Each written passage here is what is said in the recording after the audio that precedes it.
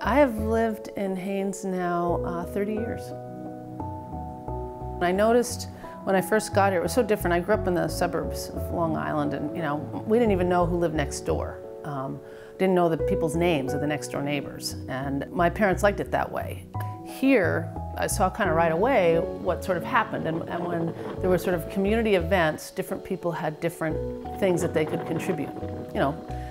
So when somebody died, for instance, there was people who volunteered to prepare the body down at the fire hall. There were people that helped, figure out how to get a casket. There were people that helped at the cemetery that figured out where to bury people. There were people that baked for the potluck, and I was writing some. I was kind of a writer, and I thought, well, I could do obituaries.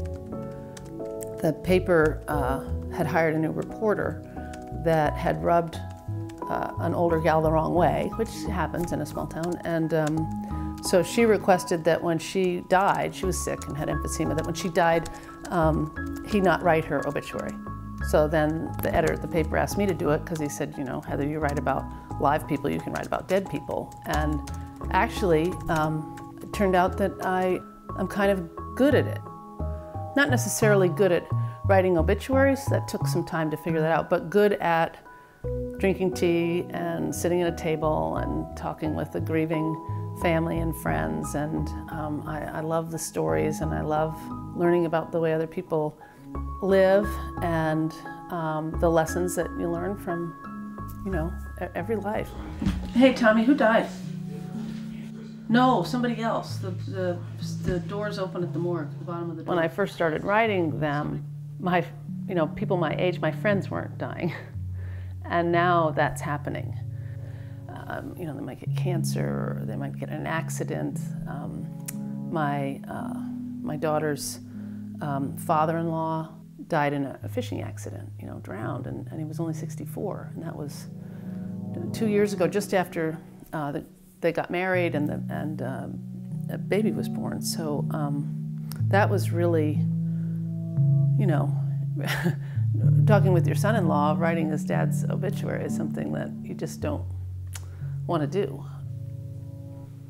So it gets pretty personal, and there's a couple of times when I have stopped doing it because I just said I can't. It's just too hard on my heart. But then I do it again because I can, and I think it's a comfort to people.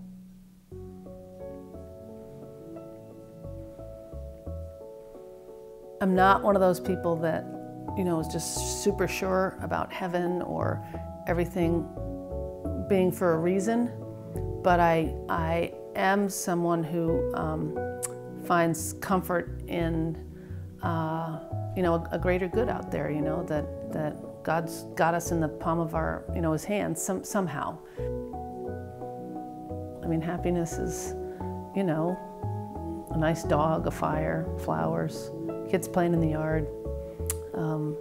When a kid comes over for Play-Doh, there's a lot to be happy about in, I think, pretty everyday things.